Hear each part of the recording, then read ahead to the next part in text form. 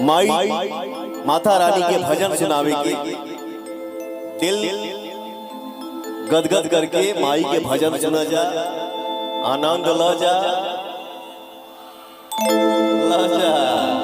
घर जाके आराम करे के बाद। अभी तो समय है, बहुत सारी बातें होंगी। सही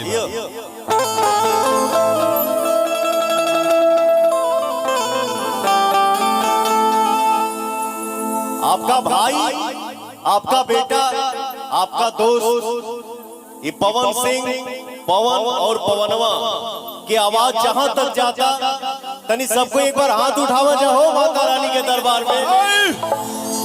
हाथ उठाओले रहिए जा, तब आपका भाई गाना गाएगा।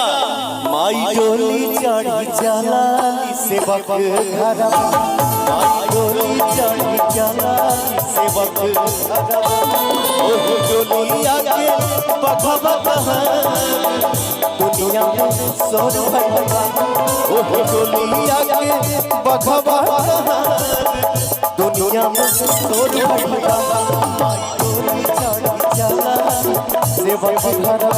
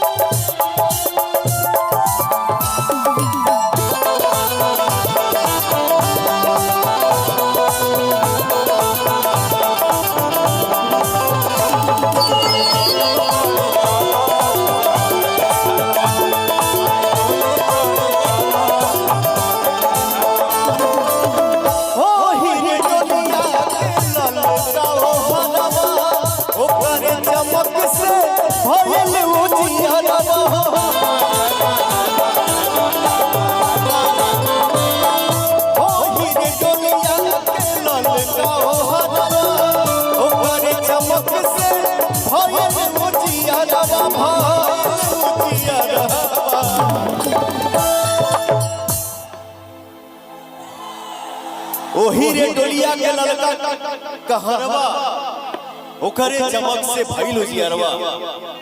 माई तुतला भवानी के दरबार में हमारे भाई, आप लोगों का ये एनर्जी, आप लोगों का श्रद्धा, ये आप लोगों का दुलार और प्यार देख के ना, हाँ बेटा चाल दोनों की छोटो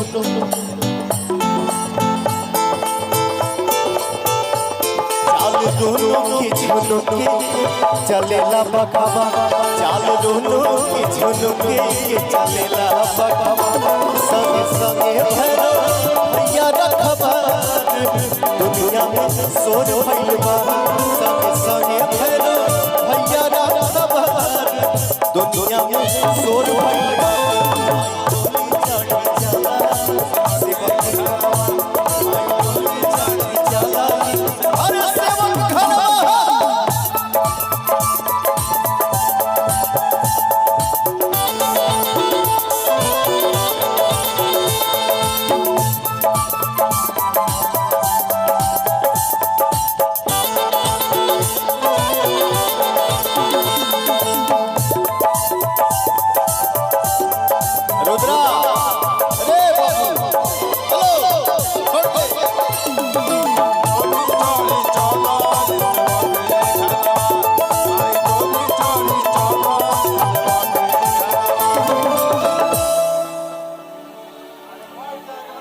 हमनी के अपने बैठ जाके माई बाप दादा से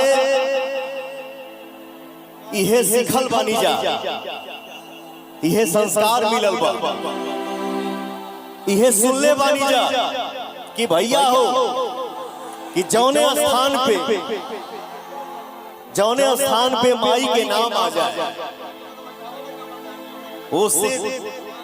उससे पवित्र, उससे पावन चीज और क्या हो सके। जियो, लव यू, क्या भाव है। यही भीड़ में देखिए हमनी के यह कहिला जा कि माना तो देव ना तो पत्थर, मानने की बात है। इस भीड़ में से ही एक लड़का इतना अपनी माँ को पूजा करके प्रसन्न किया है। कवि का भाव है, में पड़ल पड़े देखी सब देवता कवन भक्त माई के बैठवले होने बता अचरज में पड़ल पड़े देखी सब देवता कवन भक्त माई के बैठवले होने बता बैठवले होने बता सज धज के चलली माई बेटा घरवा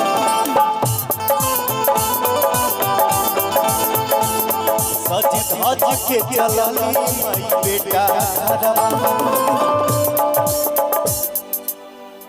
हमारे मंच के सामने जितने भी भाई हैं ना,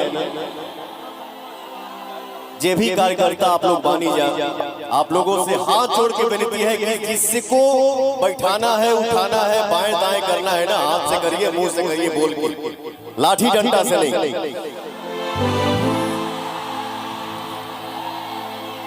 हमारे भाइयों के लिए भाव काफी है क्या हो भैया। सज धज के चलली माई बेटा घरवा सज धज के चलली माई बेटा घरवा केहू करता कहीं इंतजार दुनिया में शोर भइल बा केहू करता